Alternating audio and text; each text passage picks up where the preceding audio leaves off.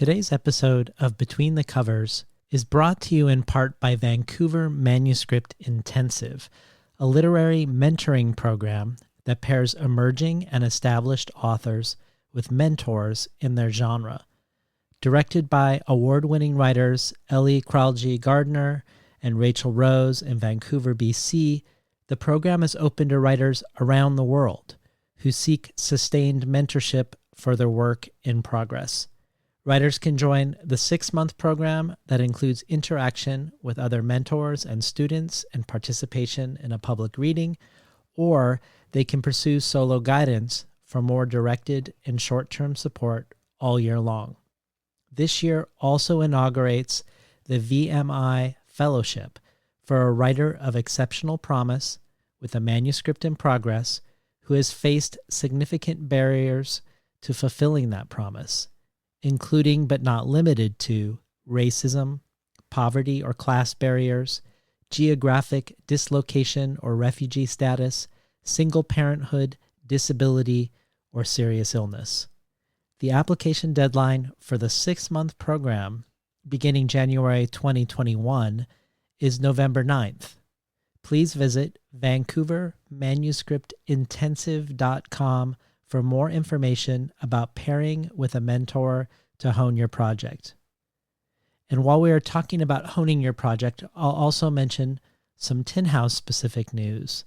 The Tin House Workshop is now taking applications for their virtual craft intensive classes. These intensives combine close readings, discussions, and in-class writing prompts as a dose of inspiration for you and your manuscripts.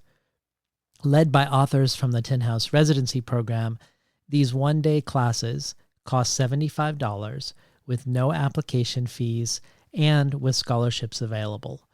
The deadline to apply is September 27th. Learn about these classes on everything from nonconformity as form to linguistic activism to navigating silence at tinhouse.com/craft-intensives. So again, 2 opportunities to hone your work. The 6-month program and or solo guidance with a mentor at vancouvermanuscriptintensive.com and a wide variety of one-day craft intensive classes at tinhouse.com/craft-intensives. I'm excited to present the second Tin House Live episode that is an unmoderated conversation between 2 writers at the top of their craft. I've been brainstorming with supporters of the show who would be there and my dream guests going forward. And one person said they were hoping for future conversations where 2 writers who don't know each other or don't know each other well are paired so that we can experience the ways they encounter and discover each other in real time. I too find this to be an incredible joy and pleasure to experience this as a listener, and it is also something I aspire towards as a host. I'm often meeting a guest on the show for the first time myself and trying to bump them out of the autopilot of a long book tour or away from their prepared, oft-repeated comments about their own work to sort of try to meet them in a different space, a dynamic space of discovery in the moment. That's the hope. But I also think there is a type of conversation that can only happen with 2 people who are very close. 2 people bonded by regard and love, by a deeply established and nurtured rapport between them. That is one of the incredible aspects of today's conversation between dream guests, Brandon Taylor and Garth Greenwell, called Queer Beatitudes. This conversation goes places it could only go because of the places they have gone together already, emotionally and intellectually, in their ongoing day-to-day conversations, the public side of which is one of the top reasons, if not the top reason, to be on Twitter, a conversation that is often challenging, provocative, mind-expanding, heart-opening, and often hilariously entertaining, but always full of a mutual generosity of spirit. If you listened to the first Tin House Live conversation a couple weeks ago between Basi Ikbi and Melissa Phoebos, you heard me talk about both love and generosity, how I was learning to be the target of love and generosity, something that was both wonderful and wonderfully hard to do. We are now about 3 weeks into my fall fundraising campaign to aim to get Between the Covers on solid footing going forward as my primary occupation after COVID threw a boomerang into my long-term job situation. And already, after only 3 weeks, I'm already over 2/3 of the way to my end of the year goal, a goal that now seems doable because you have shared what the show means to you with your friends and followers. And when you've been able to, you've stepped forward to show you value this endeavor by becoming a patron. The entry level to join a dynamic listener supporter Between the Covers community, one where you get resource-filled emails with each episode, can participate in brainstorms about how the show could and should look going forward and who to invite, is only $1 an episode or $24 a year. But that is only the beginning of what is available. Copies of Ursula K. Le Guin, Conversations on Writing, the seasonal Tin House new release, which just now is switching to Bright and Dangerous Objects. Not to mention the bonus audio for supporters. Everything from Richard Powers talking about and reading W.S. Merwin, to a craft talk on narrative seduction by Marlon James, to today's guest, Garth Greenwell, reading Frank Bedart's Overheard Through the Walls of the Invisible City. To find out about all of this, head over to patreon.com/betweenthecovers. Or, if it is more your style to give a one-time contribution, you can do so via PayPal at tinhouse.com/support. Thank you, thank you, thank you to everyone who has reached out and raised me up during a time of precarity for so many people. And now, without further ado, here is Queer Beatitudes with Brandon Taylor and Garth Greenwell.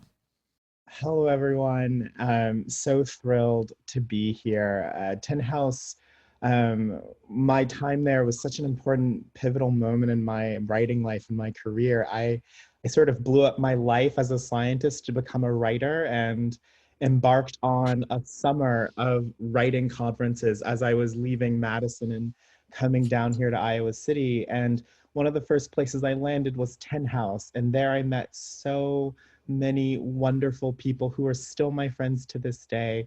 It's where I met my literary agent who would, later help me craft my stories and send them out into the world. And it's one of the first places I learned how to be like a part of a real literary community and to be in citizenship and community with other people. So yeah, it's just like such a beautiful, wonderful place. I've been weepy in workshop all week telling my students like, these are the times you'll remember. Yeah, so when Lance asked me if I wanted to do a craft talk or be in conversation, I immediately thought, well, I want to be in conversation. Craft, I don't know anything about that, but I know how to talk. And he immediately suggested Garth for my conversation partner. And I thought, absolutely, there's no one I would rather talk to about these things than Garth Greenwell, who I first encountered on the page and as a writer, and who I feel lucky enough to call my friend now. We spend many hours arguing and chatting about books in here in Iowa City and online. And his friendship is one of the great treasures of my life. So the title of this talk is Queer Beatitudes, riffing on queer aesthetics. And so I thought I might begin with some opening remarks about how I think of the idea of a queer beatitude and what is it. There was a time in my life when my primary understanding of what it meant to be queer came from people who were not queer, and worse, who were hostile or ambivalent to queerness itself. Like many people who find themselves among those not like them, I was furnished with meager tools with which to make sense of myself. And so those early painful years of my becoming myself were hazy and dark. To come of age under the watchful gaze of an overculture is to find oneself ignorant of those primary virtues that make your life worth living, or if not ignorant, at least suspicious of that which might bring you joy or pleasure. What to do when your saints have been robbed of their faces and your holy rites and sacraments have been abolished, when the very fact of your being has been ruled obscene? What to do in the face of such ridiculous orthodoxy? I imagine that the answer is to do what we have always done: improvise. The queer beatitude is the work of a moment. You know it when you see it or hear it. It is the name I give to those expressions of queerness which are not academic or theoretical in nature, but which come out of the easy mess of everyday life. Sometimes Garth puts his face in his hands and moans and says something like, "Life is such misery. Why must I suffer so?" And I say immediately, that's a queer beatitude. Not that queerness is suffering or only suffering, but that queerness is contained in the mode of the expression of the suffering, the peculiar, hyperbolic, but utterly sincere construction of life is such misery, why must I suffer? Recently, a friend called me to talk about his master's thesis. And over the course of the call, he told me that he had decided to take a leap and have a threesome with a guy he was kind of seeing, and that guy's boyfriend. And at the end of the call, which had gone on for hours and had absorbed all of the ready material of our lives, he said goodbye, and I said, "Good luck with your threesome. Be safe. Wash your hands. Don't fall in love." And he said, "Queen, I'll do my best." The extremity of it, the silly randomness of it all, the sheer volume and texture of the exchange, the fluid, easy range with which we moved from academia to sex, to TV, to life, to love, to wishing each other well, to accepting that a threesome was simply another part of a Tuesday afternoon. This is a queer beatitude. Those moments in our lives, those constructions of thought or expression or feeling, which are a direct result of and which seem entirely predicated on our queerness, those are our beatitudes.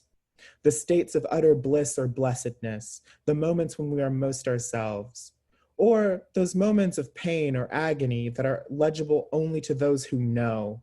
How else to explain the moment days later when my friend explained that the threesome had not gone well, and I didn't even need him to say that he hadn't heeded my warning about not falling in love or letting his feelings get too intense, because I knew already what had happened. The moment of falling in love with one party and a threesome with a married couple, that is a queer beatitude.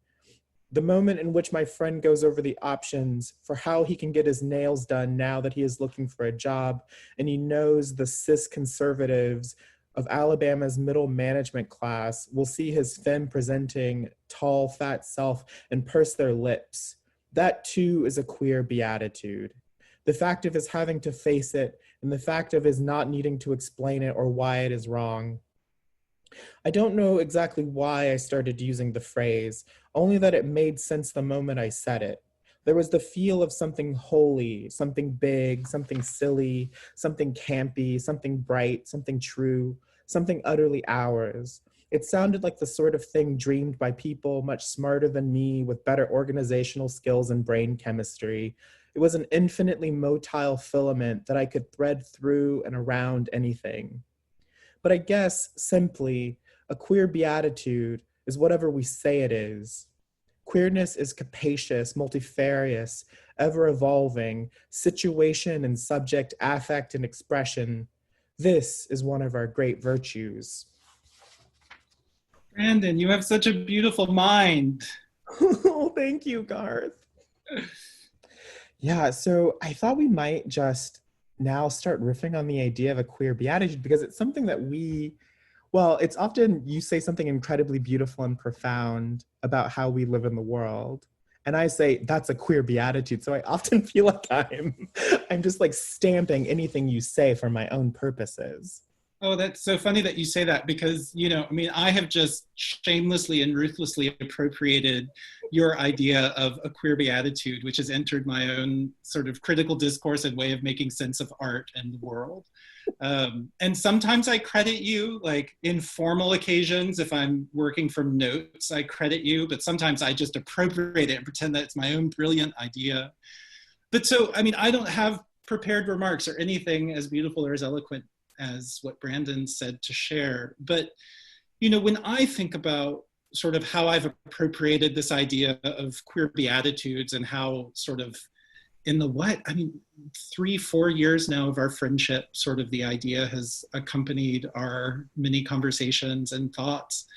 I mean, I also apostate that I am, go back to the Gospels and think about Jesus's beatitudes. And, I mean, the fact that at the heart of the Sermon on the Mount is transvaluation. These are counterfactual statements where Jesus says, blessed are the poor, blessed are the meek, blessed are the hungry. This sort of taking a group of people or an experience that is generally disparaged or seen only in negative terms, and asserting instead that it is a condition of being beatus. It's a condition of being blessed or of being happy or of being fortunate. And that, that transvaluation seems to me really at the heart of queerness and of queer survival. I mean, something that you've heard me say many times, and anyone who was at Tin House last year heard me say, is that, I do think queer people are geniuses of transformation, and that the whole history of queer art is taking stigma and turning it into style, and the history of queer politics is taking stigma and turning it into solidarity. The history of queer desire is taking stigma and turning it into pleasure. And so that capacity to, as you say, sort of take an experience that one might see as stymieing or sheerly negative, and instead transvalue it and turn it into something that we can use. That seems kind of at the core of queer beatitudes to me. Also, just the very fact of counterfactuality, I mean, the fact that Jesus is saying things that are obviously not true, he's just sort of pointing to reality and saying the opposite is true. Like, that act of assertion feels really important to me. And it also feels just at the root of art making. Like, the reason we need art is because we need the realm of the counterfactual. I mean, we need to put a frame around a piece of reality and manipulate it, alter it, imagine something entirely new. And then it also seems important to me, and sort of true to queer aesthetics, the way that Jesus points to the future. I mean, he says, blessed are those who hunger for righteousness, for they will be filled, and that seems to me also something that's true of queerness, that queerness is always pointing elsewhere. Queerness is often pointing to the future. Sort of queerness is something we dream of arriving at someday. It's not a state that we inhabit. We are always imperfectly queer, dreaming of a more perfect queerness. But then we also point to the past. Something that seems true to me of queer art is that queerness, queer art often looks to the past for resources that help us imagine a future. And then, just the very fact, and this is something that I still find really useful in Christianity, even though Christianity is totally evacuated of truth value for me in any kind of metaphysical or theological sense, but just the assertion of a separate and sovereign system of values. That Jesus says, here are groups of people who are valued one way by the world, and I am asserting in the kingdom of heaven a different system of values. And that too finally seems to me what art is for, that art too insists on a separate and sovereign system of values.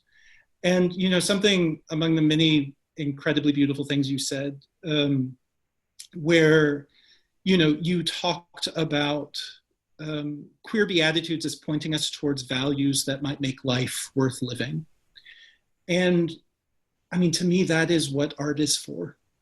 Like, there is so much in me, and there is so much in the world, which seems increasingly dark, and to have an ever narrowing horizon of futurity. Like, there is so much that inclines me to say no to life. Mm. And something that I very desperately need from art is a reason to say yes to life. And that, that reason is never in, or yeah, maybe I'll say never, certainly seldom in sort of what art says, but instead lies in how art is. And it lies in splendor, this quality in art that I think is also a quality of queerness, this too muchness, a kind of beauty that is utterly regardless of utility, a kind of gratuity of beauty, that splendor makes me want to say yes to life. And that to me is, again, kind of what art is for. That's a queer beatitude. This idea of, you and I, we often in our conversations, I'll sort of make a very strict statement about the way things are. I'll say something like, well, Garth, you can't do that in literature. That's not real literature.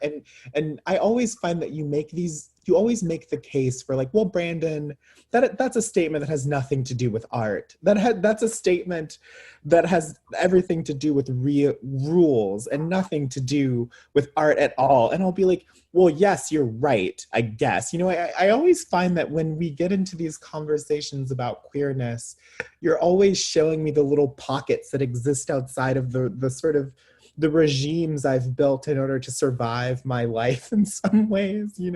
I feel like in order to survive the currents and the buffeting of the world, I've sort of relied again and again on stricture, on sort of creating a smaller and smaller set of circumstances into which I can fit myself and be safe and secure. Like, I've always felt secure through reduction and through subtraction. And it's really only since, like getting out of that mindset and like talking to you and talking to other queer artists and reading more queer art that challenges my own sensibilities time and again, that I've come to sort of understand more about life in the world. Like, it seems a bit silly to say, but my own understanding of what the world is broadened through this sort of gratuity of beauty and through this gratuity, this sort of excess, the too muchness of it all.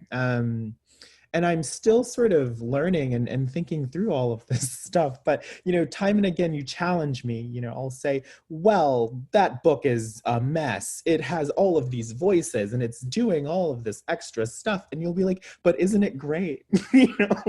But isn't it beautiful? Like, what, like you and your rules, Brandon, you don't need all of that. And there does seem to me to be something inherent in queerness that always looks beyond whatever limited understanding we have of it into something broader and more beautiful and sort of ever evolving on the horizon. Like, there is something in queerness that I always feel, it's like I consider it my little escape hatch, these little escape hatches we have out of whatever limited understanding we have of the world into something grander and more beautiful. And often those escape hatches come because of things you've said to me or things that you've shown me. Things like opera, for example, was never a thing that I thought that I could really lay a claim to or sort of let into my life. But knowing you, like, I've come to love opera in a way that I never thought I could or would, or I've come to understand it in a way that I never thought I could or would. And so futurity, certainly something that seems inherent to sort of these queer forms. Yeah, well, I mean, Brandon, what you're describing to me just sounds like friendship, and, like that's sort of the exhilaration of friendship and the exhilaration of love, that sense that someone is giving you a broader sense of the world. I mean, that to me is what's so exhilarating about our conversations where you explain to me things like how electricity works, all sorts of things. So, I mean, it's certainly something that goes both ways. One of the things that's difficult, like when I give a lecture that I often give on queer aesthetics, or this, I taught at Iowa this past semester a seminar on queer aesthetics. And I mean, one of the real difficulties of that is that I think, the single defining feature of queerness I feel sure of is that queerness is allergic to definition. Definition is just literally drawing a line around something, making it finite. Yeah. And queerness is all about leaping across borders and sort of refusing the rules and finding those escape hatches. And that's something that to me is really exciting about queer art. And it's a gift that I think queer art can bestow on the culture more broadly. So, I mean, one of the things about queerness, and one of the reasons that like queer is a term that is important to me, it's not that I don't identify as a gay person or as a gay man, I do, but, queer has a kind of adversarial relationship to the broader culture that feels important to me. And I think that's true of art that feels excitingly queer to me, that there is a way in which, again, it's sort of asserting an independent and often a kind of adversarial system of values.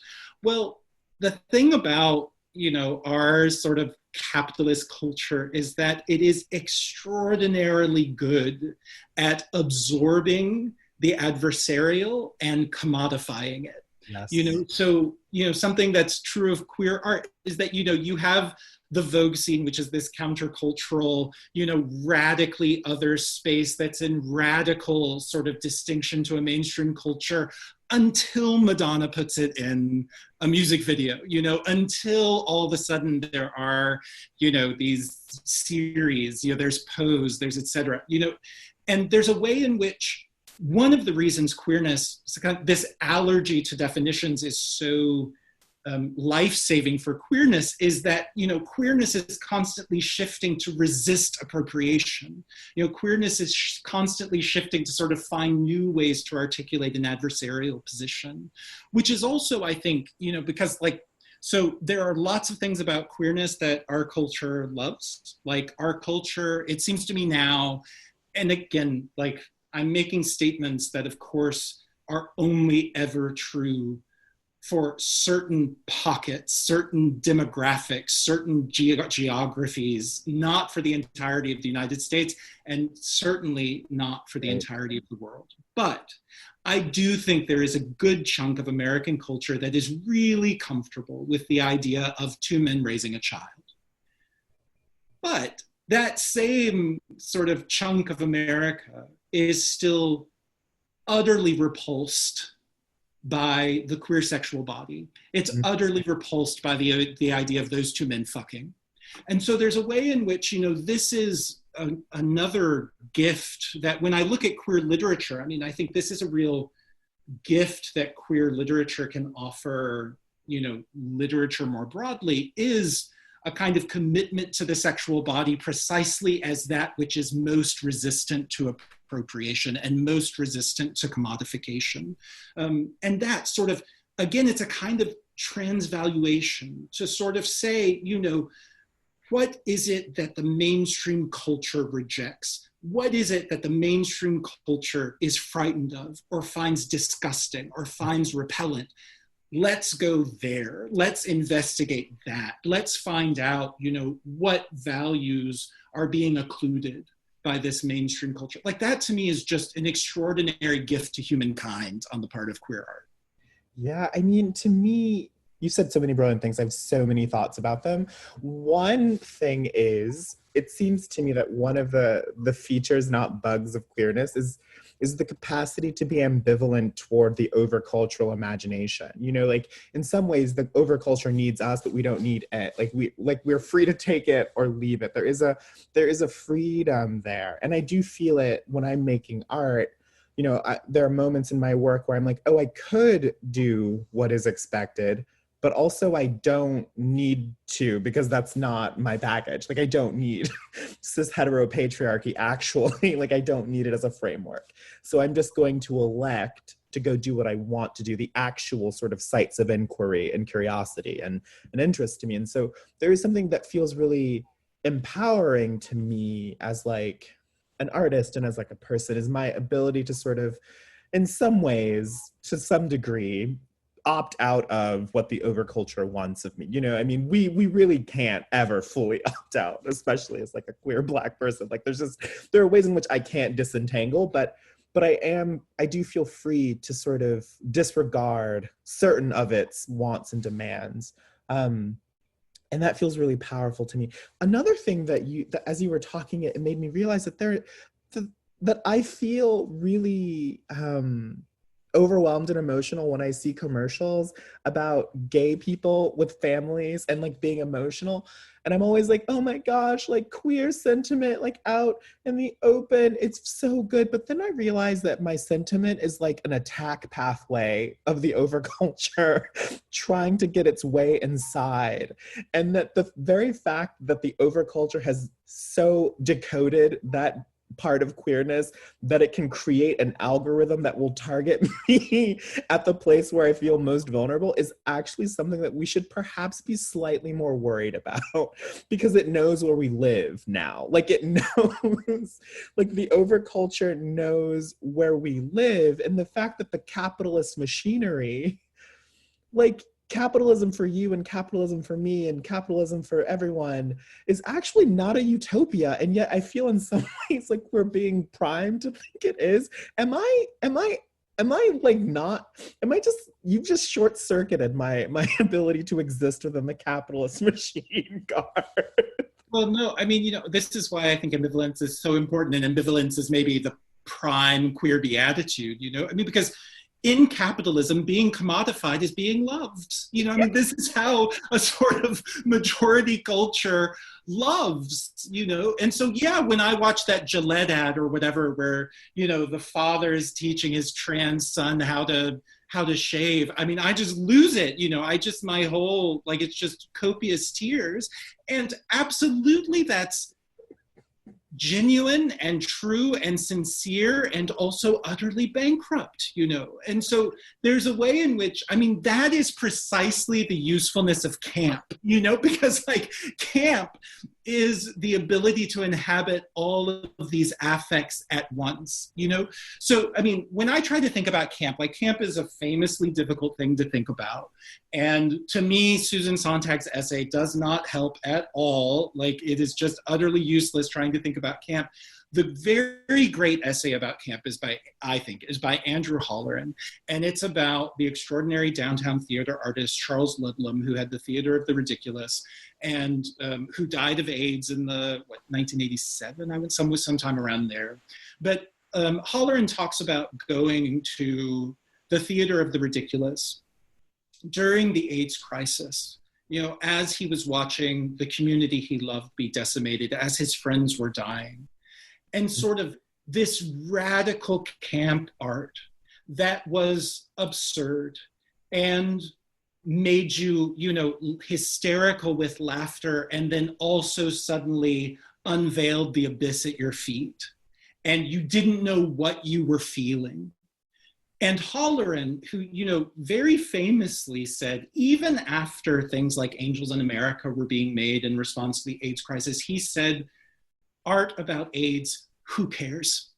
He says, it doesn't help. It's utterly irrelevant. He says, the only thing I want to read in the age of AIDS is the headline, cure found, you know? So he said, the only aesthetic response to AIDS that felt adequate to him was Charles Ludlam's, like, brilliant anarchic camp. And I think it's precisely because it doesn't allow a kind of monolithic feeling to congeal. Like, I am always suspicious anytime I think any cultural product wants me to feel a single thing. Like, if it wants me to feel a single thing, it's propaganda. And, you know, watching that Gillette ad, I feel overwhelmingly a single thing. And that's one sign that I'm being played, that my moral commitments are being instrumentalized to make me want to go buy a razor. Like there is a way that, that advertisement is beautiful and makes me feel so much. It is not art. Like art is always ambivalent in the sense that it does not allow us a single monolithic response, and that's its value. Yeah, I mean, applause break for Garth briefly. Yeah, I mean, and this is something that we've come to again and again in our conversations, this idea of, is it art? Like, is it art?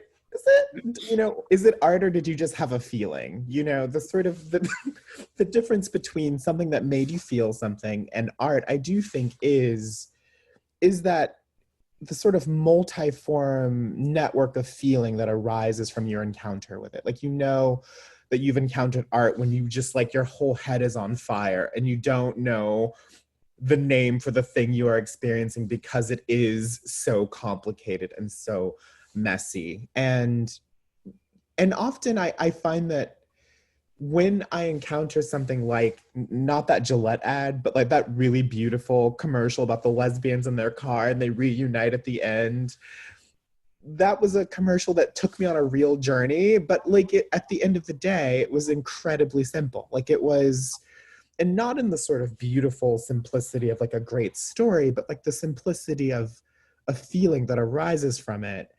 And, I mean, I sometimes come to this question of, is that good, or are we just hungry for representation to the point where we have lost our capacity to judge art and to engage with art? And where has our tolerance for discoursing about art gone when it's like, no, you can't be mean to this well-meaning TV show because they had a queer character on? Like, there's a way in which the capitalist machinery has insulated itself by giving us such a scarcity of resources with which to make meaning of what it's offering us. Yeah, representation. I mean, don't get me on a high horse about that, but I do think many of the brilliant things you said, it comes to something that I harp about constantly, which is what D.H. Lawrence calls the preservation of the relation between things being the basis of moral art. And art itself, true art, is moral at its core because it does preserve that true relation between things. And it's that preservation of that relation that does give us such a rich landscape of feeling and sentiment. I mean, it's well, and I agree with that so much. And, and I do think there's such an important, meaningful way to think about the relationship between art and morality. And I think it has absolutely nothing to do with the way that relationship is talked about by the capital D discourse. And, preserving the relationship between things means making space in art for the problematic, making space in art for the repellent, making space in art for the forbidden. If a work of art is simply sort of shining back at me precepts that I know are my values, then I don't think that's really doing the work of art. I'm right now in a deep dive into Philip Roth, one of our beloved problematic ancestresses. I think one of the very great artists of the 20th and early 21st centuries. And, he talks about this all the time, about the need to make space for the repellent and to turn toward the repellent. Well, reading Philip Roth, reading his biography, reading his work, reading his essays, Philip Roth, he was canceled multiple times. And had he been writing in this moment, had Philip Roth, if Portnoy's Complaint came out right now, I think it would be utterly, it would be impossible for that book to find any air to breathe in this moment. And so I feel really fiercely defensive of what I think of as the genuine moral purpose of art, which has absolutely nothing to do with moralism. And I worry that we are in a moment in our kind of critical discourse as a culture that is more moralistic than any moment I've ever lived through. And I worry that that is suffocating of the real work that art can do. Yes, I mean, I'm trying to control all of my emotions. I mean, there is something in the sort of capital D discourse which feels hostile to discord, which I think is at times productive to meaning making into art. There is something that feels that we are in such a time of like agita that there is some sort of fundamental hyper innervated quality to the discourse that makes it not incapable of accommodating discord, but one must tread carefully if one is bringing discord, if one is disagreeing, if one is cutting against the grain. And I do think that there is a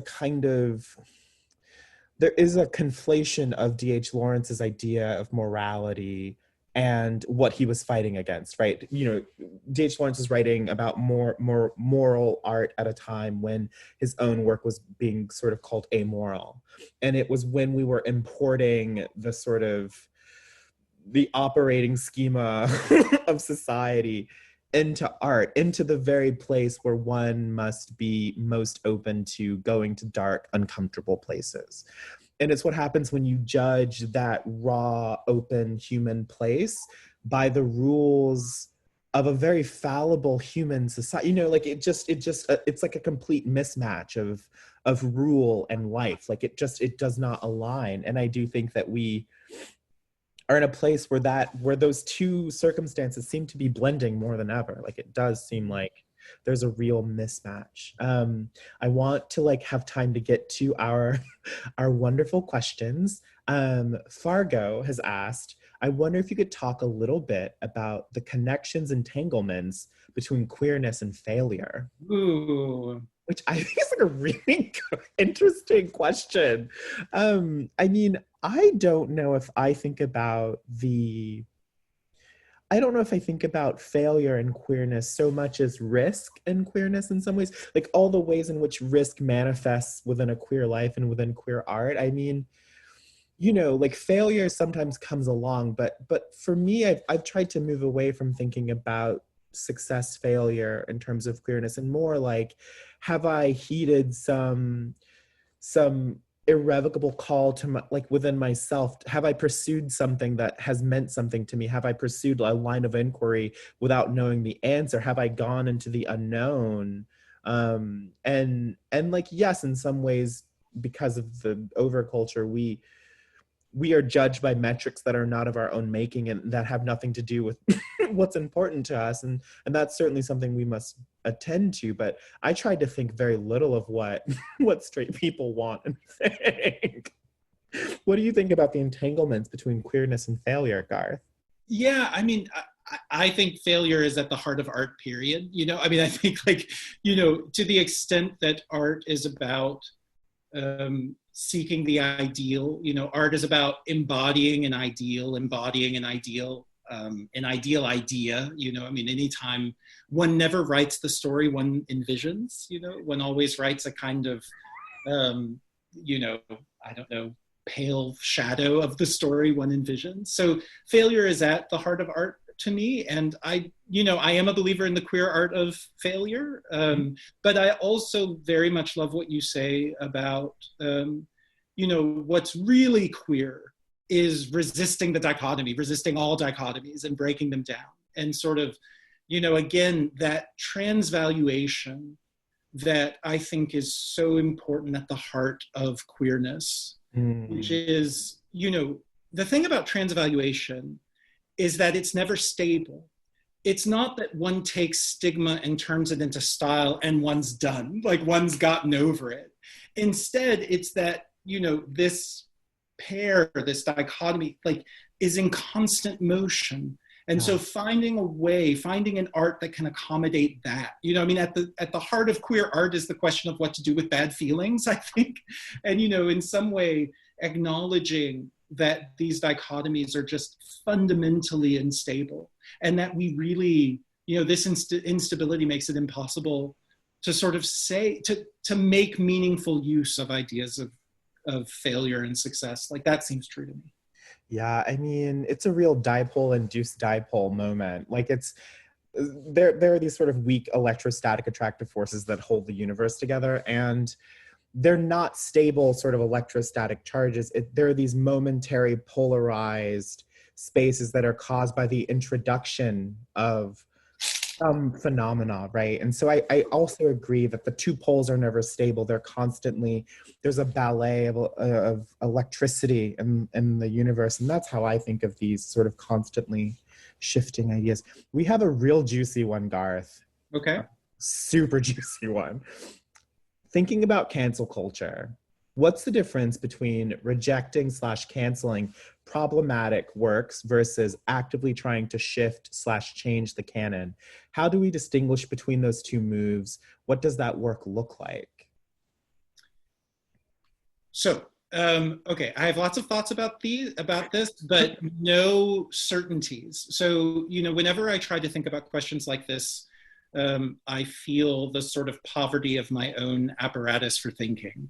I will say, I think everyone comes to their understanding of this individually, and I would never want to give anyone precepts, especially in art. I mean, to me, the cardinal rule of being an artist in the world is that I don't get to tell anyone what kind of art they should make. Like, nobody gets to tell me what kind of art I should make, and I don't get to tell anybody else what kind of art they should make. I think there should be an extraordinarily high bar for quote unquote cancellation, especially in realms of art. That I think, I always get very nervous when we start talking about representations, artistic, aesthetic representations as quote unquote violence. And I want to make clear, coming from Kentucky, growing up in the pre-internet South, I felt how damaging it was to only have available representations of my life that were not made by queer people. And, the fact that when I was growing up, the only ways in which my life was ever represented, like the only possibilities for my life, were that gay men could be child molesters and gay men could die of AIDS. Like, I understand how damaging that is. So I want to acknowledge that. At the same time, when we start talking about representation as violence, that seems to me a really dangerous course, because I just don't know how one says this art is an act of violence without following that with consequences that I don't think any of us want.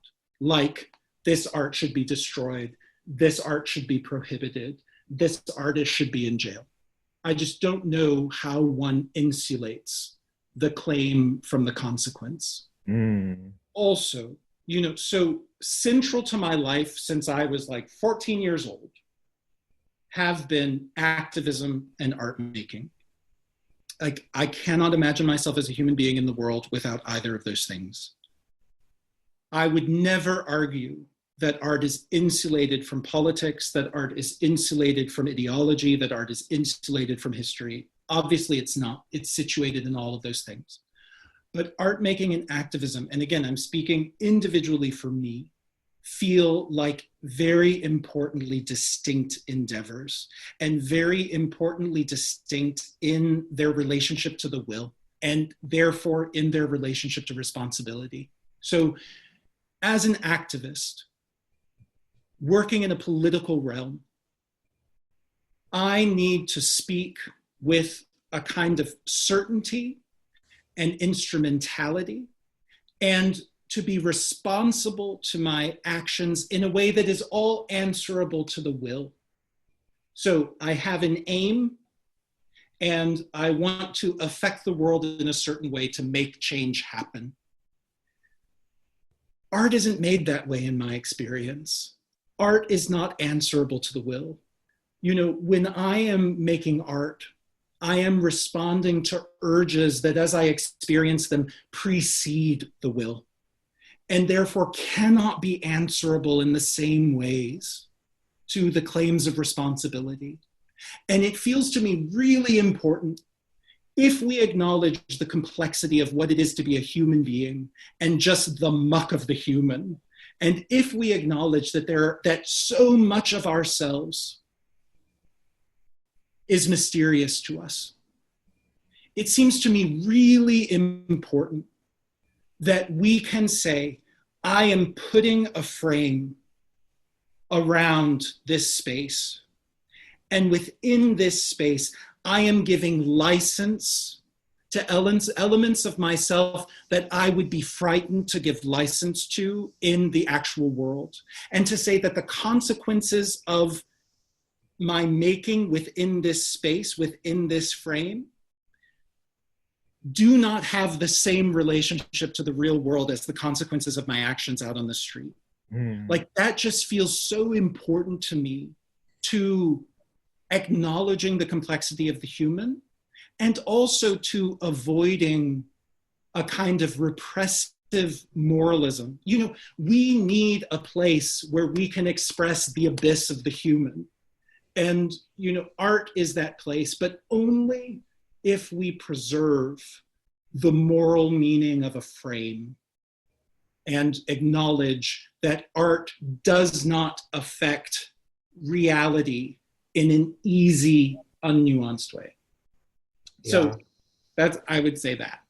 I mean, you just give a whole sermon about that. Honestly, would buy that essay. I mean, I think I agree with so much of all of what you've said on that score. And I guess my angle on it is, when you call something problematic, my first impulse is to be like, yeah, so what? Like, so many things are like, that is the nature of life. Did it like break into your house? Did it like harm you? And like my attitude about problematic art, or art which feels flawed or messy in some way, is to respond in art. Like, I try to meet messy, complicated art with messy, complicated art. I try to sort of interrogate my response to something, the set of questions it raises in me, and I try to meet that with art that answers back to it in some way. And like, yes, that certainly seems to me to sort of come from a place of like socioeconomic stability in my life right now. Like, I feel that I have the room and space to do that. And I do want to also acknowledge that these questions, the question of like the problematic representation, does begin to feel more urgent when the sort of overculture has turned the fire hose of representation on. It's like blasting your face with negative and sort of with bad art, essentially. Like, with the proliferation of bad art, these questions of problematic do begin to feel more urgent, because you look around the gallery walls and it's just all really bad $2 Walmart portraits, you know? But I think, and you've helped me so much on this score, what you have reminded me again and again when I'm feeling like, Garth, this is so bad, is you remind me that like, the world is bigger than these four walls. Like, the world is bigger than this movie, or like this bad novel, or like this irritating caricature of a Black person in a story. You ask me why it is I've limited my sort of field of view to this one tiny thing. And that's always been something I'm grateful for, is all the times you've reminded me like, oh, there is a world outside, and I actually don't have to engage with this bad art. Like, I don't actually have to engage with it. And where I can meet the bad art is in my own art. I can answer it and do it, want to sort of write into the world that which I feel is missing, feels like an important part of that conversation. And so to the question of how we frame this idea of reframing the canon or whatever, it's like, well, like, why do we need like, everyone has their own, like, make your own, and like, you don't need anyone to tell you who or what you are. Like, it doesn't. Absolutely. No, I mean, this is why, like, I hate the idea of canons, but I love the idea of traditions, because a tradition is just a conversation between artists across time, and everybody makes one's own. And yeah, I mean, you know, I do think so, you know, it's not that I don't think no one should be canceled. You know, I mean, I do think like there are conversations we don't need to have anymore. Like, I don't need somebody to sit around and say, but maybe slavery is like has positive effects on the culture. Like, we don't need that conversation. That conversation we can shut down. But I think, you know, and I actually, like in my undergraduate education, reading Plato, we had that conversation, you know, but like, we don't need to have that conversation anymore. Like but that the bar should be very high for those conversations that we say we shut down, and that there should be a kind of generous democratic spirit in that. And I do think, you know, there is no democracy without conversation.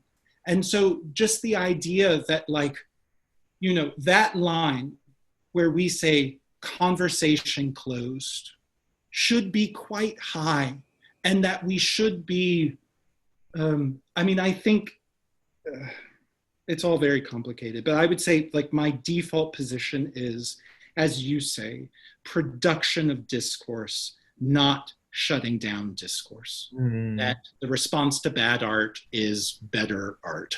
You know?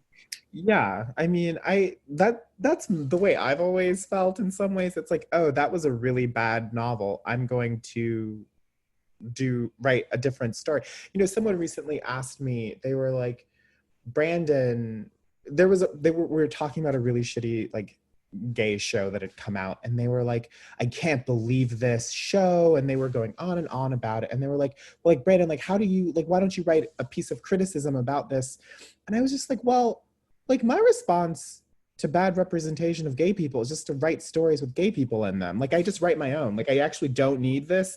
It's amazing that when I became more productive as an artist, the energy that I was willing to dedicate to the question of whether or not that show did justice to gay people, like, it just like went away.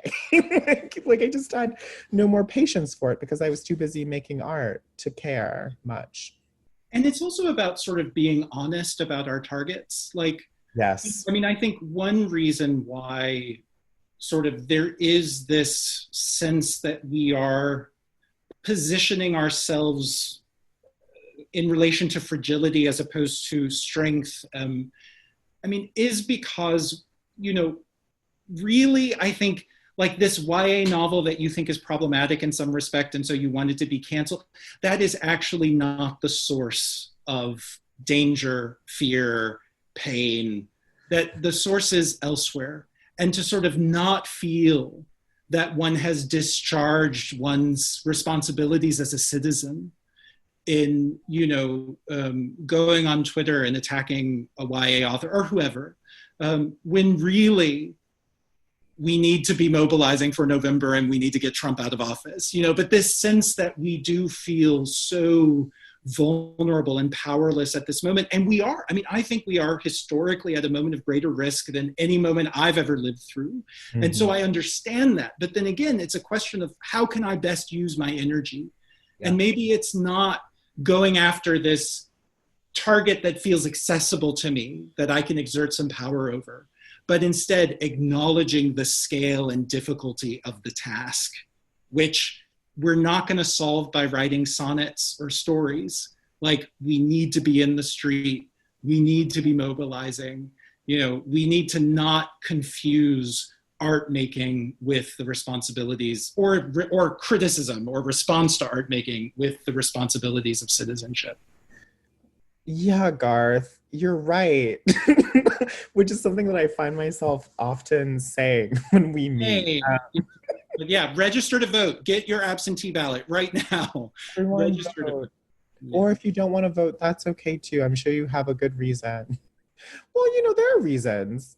Yes, but we should talk. We should talk about, let's just have a talk. I'm not going to judge. I just want to talk to you about your reasons for not voting. This is corrupt. Okay. So I think we're actually out of time. No, Brandon. No. Thank you so much, Garth, for talking to me. You're such a genius. It's such a privilege to get to chat with you. You're the genius. Thank you, Neil. Thank you, Risa, for doing the work. Thank you, Lance, for having us.